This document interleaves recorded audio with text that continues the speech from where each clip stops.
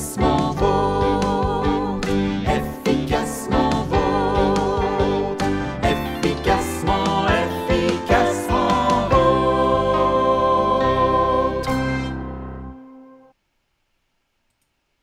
Bonjour et bienvenue tout le monde au balado Efficacement Vôtre. Je suis votre animatrice Sylvie Tessier-Lacroix et je suis contente de venir vers vous avec le premier balado de la série Efficacité collective. Alors aujourd'hui, on va vraiment se pencher sur justement la théorie de l'efficacité collective en général et aussi dans le comment. Donc on va passer de la théorie à la pratique rapidement ensemble et les prochains balados, il y en aura 4. Chaque balado sera basé sur un fondement efficace de l'efficacité collective. Alors, on y va ensemble aujourd'hui. Alors, les 4 fondements de l'efficacité collective, vous les voyez à l'écran. Bien qu'ils sont petits, je vous les explique. Alors, de gauche à droite, dans la couleur bleue, le premier fondement de l'efficacité collective, c'est vraiment la maîtrise de l'expérience. Alors, les essais et les erreurs que nous faisons dans notre pratique, dans notre quotidien, justement pour bâtir notre capacité en lien avec nos pratiques professionnelles et donc notre sentiment de confiance en lien avec notre performance. Dans la couleur rouge, le deuxième fondement efficace, vous voyez ici que c'est l'expérience vicariante. Alors, l'expérience par la modélisation, soit que nous profitons de la modélisation de différentes pratiques de collègues autour de nous, ou que nous puissions modéliser des pratiques à fort impact pour bâtir la capacité des collègues autour de nous. N'oubliez jamais qu'on parle de l'efficacité collective. Alors, c'est collectivement ensemble comment on fait pour vivre des succès, pour bâtir notre confiance, justement. Dans la couleur verte, ici, le troisième fondement, vous voyez la persuasion sociale. Alors ici, on parle vraiment de la rétroaction des autres, la perception des autres, surtout des gens en confiance, des gens en qui on a, les gens qui ont une crédibilité autour de nous, en lien avec le travail que nous faisons, par exemple, nos pratiques professionnelles. Alors, plus je reçois une rétroaction descriptive en temps réel au niveau de ma performance de quelqu'un en qui j'ai confiance et qui a une certaine crédibilité dans la matière, alors plus je bâtis ma capacité et que je me sens comme si je vis des succès. Et finalement, le quatrième fondement que vous voyez ici dans la couleur jaune, c'est l'état affectif. Alors, comment est-ce que mon état affectif affecte ma performance, mon succès, le succès et la performance de l'équipe? Encore une fois, on parle de l'efficacité, mais collective, et aussi comment est-ce que cette performance-là affecte ou a un impact sur la réussite de nos élèves. Alors, je vous amène maintenant dans la théorie. Alors ici, nous allons parler du quoi et du pourquoi de l'efficacité collective. Je vous présente le psychologue américain Albert Bandura. Pour certains, vous le connaissez déjà, vous avez lu ses écrits. Alors, Albert Bandura a vraiment inventé le terme efficacité collective pour représenter le lien qui existe entre le niveau de confiance d'une personne et le succès qu'elle vit. Plus elle vit de succès, plus sa confiance est bâtie. Plus on a de confiance, plus on ose essayer des choses nouvelles, innovatrices pour bâtir notre capacité. Et imaginez que dans une collectivité, les gens assis autour d'une table, si chaque personne vit du succès et a confiance en ses habiletés, chaque personne va pouvoir nourrir cette efficacité collective-là et donc leur performance collective a un impact beaucoup plus grand sur la réussite des élèves qui est notre objectif ultime. Pourquoi est-ce qu'on parle d'efficacité collective et pourquoi est-ce que l'efficacité collective est le facteur le plus influent sur la réussite des élèves, justement? Bien, ici, vous voyez l'espèce de thermomètre, si vous voulez, de John Hattie qu'on connaît. Et nous savons que l'impact ou le facteur premier qui a le plus d'impact sur la réussite de nos élèves, c'est l'effet enseignant. C'est ce que vous voyez ici.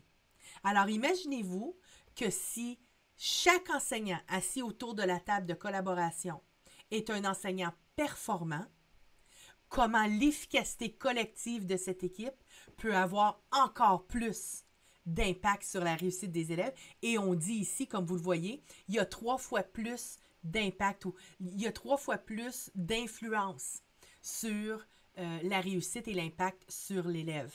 Alors, c'est quand même pas peu dire, c'est vraiment ici la raison d'être de l'efficacité collective et pourquoi nous en parlons davantage maintenant.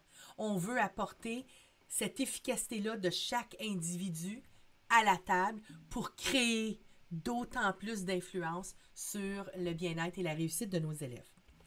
Alors ici, on dit que souvent, quand on parle de mobilisation d'équipe, il est facile de réunir des gens autour d'une table. Ça va bien. Mais comment faisons-nous pour avoir une valeur ajoutée aux discussions autour de cette table? Est-ce qu'on est ensemble juste pour parler? Ou est-ce qu'on est ensemble pour vraiment partager nos succès, nos habiletés, nos compétences, nos forces pour justement bâtir la collectivité? C'est facile à dire. Comment est-ce qu'on fait ça comme leader? Alors ici, vous avez le comment. Alors, d'emblée, on parle vraiment que comme leader pédagogique, il est important d'avoir, je vous dirais, 2 actions, 2 caractéristiques, si vous voulez. La première, c'est d'avoir vraiment un état d'esprit réfléchi.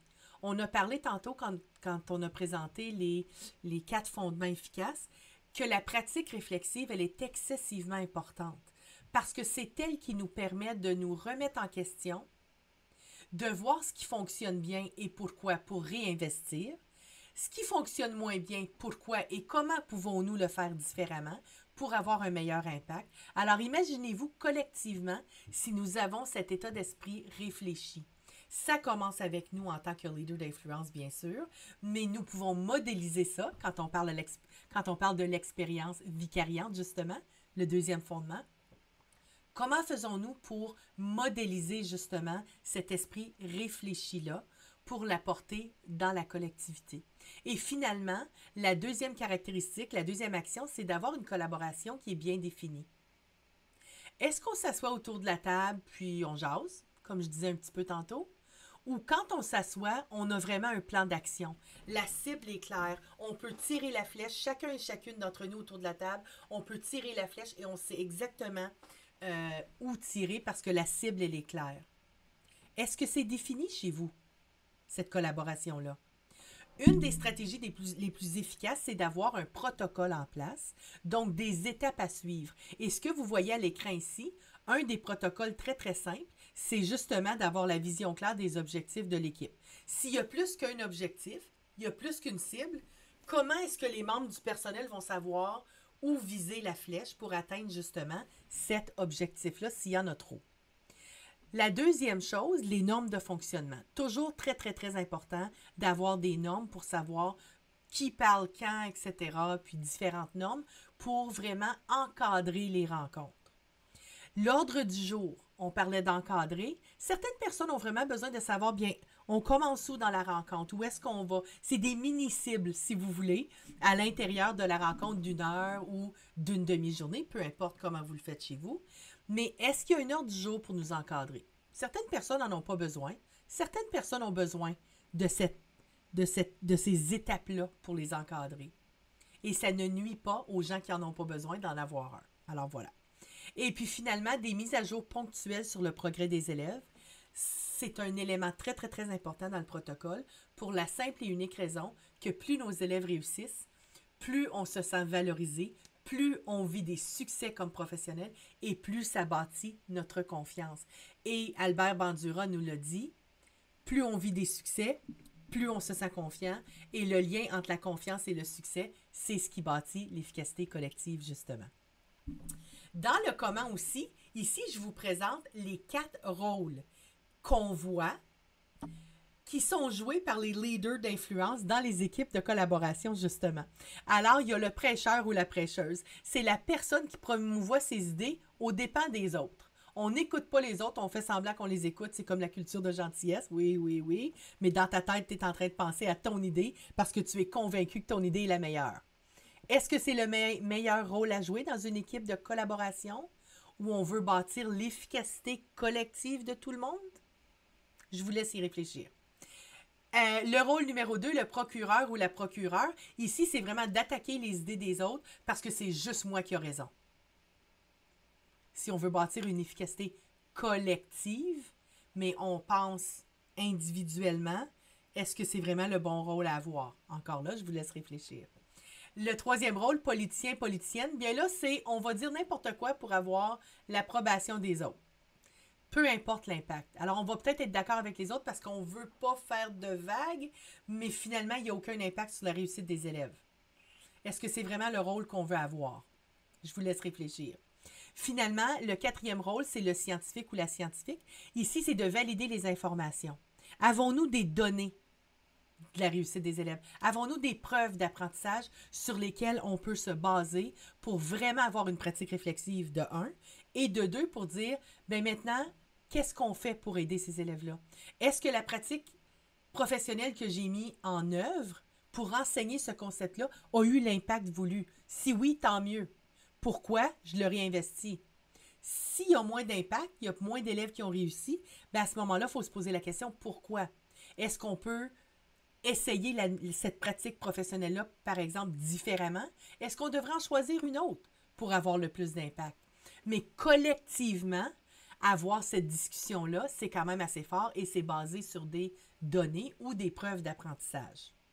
Donc, dans ces 4 rôles-là, vous aurez probablement compris qu'on veut éviter le piège du rôle 1, 2 et 3 et qu'on veut vraiment s'en aller dans le rôle numéro 4 de la ou le scientifique parce que c'est là qu'on se base sur des données probantes, des données pertinentes de nos élèves pour pouvoir nous perfectionner, pour vivre des succès, bâtir notre confiance et collectivement bâtir la capacité, la confiance et les succès de l'équipe. Et ça va avoir l'impact voulu sur le rendement de nos élèves. Je vous rappelle aussi que l'état d'esprit réfléchi lorsqu'on a ces discussions-là, dans une équipe de collaboration bien définie, ces 2 caractéristiques-là influencent beaucoup la démarche d'une efficacité collective dans nos équipes de collaboration. Il y a 5 conditions gagnantes qui facilitent l'efficacité collective. Il y a le consensus au niveau des objectifs. Comme je disais tantôt, s'il y a plus qu'une cible sur le mur, comment on va savoir à quelle cible viser notre flèche? On parle de focus. Mike Schmoker nous parle de focus, focus, focus. Alors, comment faisons-nous pour cibler un objectif par équipe pour pouvoir atteindre cette cible-là? C'est très important. La deuxième condition, la responsabilisation du personnel enseignant est la nôtre. Est-ce que nous savons que nous sommes imputables? Est-ce que nous nous engageons à être redevables, non seulement au niveau du rendement des élèves, mais au niveau de notre rendement à nous? La troisième condition, bâtir une capacité cohésive au niveau des savoirs et des pratiques professionnelles. Oui, j'ai le contenu de mon programme cadre. Est-ce que les pratiques professionnelles sont en lien avec ça? Vous vous souviendrez, dans le plan d'amélioration d'école, le PAE, on parlait d'impact recherché chez les élèves. Maintenant, on parle de résultats d'apprentissage. Et les PPFI. Il faut qu'il y ait un lien cohésif entre ces 2 aspects-là de notre planification pour vraiment harmoniser et aligner le programme que nous livrons aux élèves dans le but, encore une fois, d'avoir le plus grand impact. La 5e condition gagnante ici, c'est vraiment d'intégrer la pratique réflexive. On en discutait tantôt. C'est ce qui nous permet de nous apporter un pas plus loin. Et finalement, la 5e condition ici, c'est vraiment le leadership d'influence et d'appui. Est-ce que nous sommes capables, en tant que direction et direction adjointe, est-ce que nous sommes capables d'appuyer le personnel assis autour de la table de collaboration pour qu'elle soit performante? Et on va se le dire, cette 5e condition-là, c'est elle qui a le plus d'impact sur les 4 autres conditions. Donc, si c'est un défi pour nous, si c'est un défi de pratique, un DDP comme on appelle, vous êtes habitué de l'entendre, qu'est-ce que vous vous engagez à faire en tant que direction et direction adjointe pour bâtir votre capacité en lien avec votre influence et l'appui que vous pouvez apporter individuellement à chaque personne autour de la table et finalement collectivement à tous ces gens autour de la table pour bâtir justement cette efficacité collective-là. Finalement, les résultats de cette efficacité collective-là, il y en a quelques-uns ici à l'écran. Donc, le personnel a davantage une perception que les efforts qu'ils font de façon individuelle permettent un effort collectif Et ceci a un impact sur la réussite des élèves. Et je reviens encore avec la définition de Dr. Bandura. C'est le lien qui existe entre ma confiance et le succès que je vis. Plus je vis de succès, plus je suis confiant. Ensuite, on parle que le personnel a un sentiment de sécurité. Alors, on a créé dans cette équipe-là un endroit où les gens se sentent à l'aise, se sentent en sécurité, d'oser essayer quelque chose de nouveau, d'innovateur, et se sentent assez à l'aise pour partager les forces, mais aussi les défis, et de confronter ses idées avec ses collègues, justement. Le personnel est en mesure de se rendre vulnérable. On vient d'en parler un petit peu aussi. Le personnel tisse davantage des relations interpersonnelles. C'est important que les gens, quand on crée un environnement sécuritaire, c'est de développer comment on fait ça, justement. Les gens disent souvent, mais Sylvie, comment on fait pour construire un endroit sécuritaire où les gens osent dire des choses, puis tout ça? Bien, c'est de créer, justement, des relations interpersonnelles solides entre les gens de l'équipe. Alors, bâtir sur les habiletés socio-émotionnelles. On parle des habiletés socio-émotionnelles depuis quelques années. C'est important de le faire entre nous comme adultes aussi. Alors, solidifier justement les cibles que nous avons comme équipe, parler des habiletés socio-émotionnelles, vivre ces habiletés-là entre nous et bâtir ce sentiment d'appartenance au sein de l'équipe pour qu'on se sente en sécurité et qu'on ose aller plus loin et faire les choses différemment. Ensuite, on parle du personnel qui travaille collectivement sur leur perfectionnement et la mise en œuvre de ces PPFI-là, alors les pratiques professionnelles à fort impact. Et finalement, le personnel bâtit une capacité collective. Alors, collectivement, comme on disait tantôt, le résultat, c'est qu'ils travaillent ensemble pour le bien-être, non seulement pour leur bien-être et leur réussite, mais ultimement pour le bien-être et la réussite de chacun de nos élèves. Alors, finalement, ici, vous avez une dernière citation qui vous dit que l'efficacité collective, c'est lorsque les enseignants croient que leur capacité collective qu'ils partagent ensemble et les succès qu'ils vivent grâce à leurs habiletés va vraiment avoir un impact sur la réussite des élèves.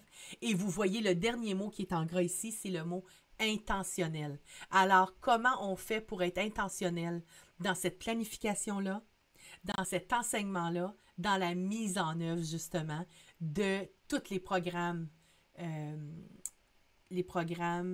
cadres des élèves et notre perfectionnement à nous. Et en tant que leader, je vous laisse avec cette question. Quel est votre rôle dans les équipes de collaboration?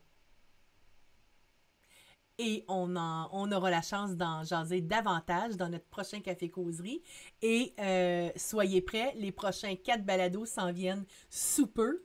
Alors, on va vous présenter ça, les 4 fondements efficaces de l'efficacité collective. Ça s'en vient sous peu avec nos experts, nos collègues. Et puis, sur ce, je vous laisse. Je vous dis bonne fin de journée et au plaisir de vous revoir. Efficacement beau.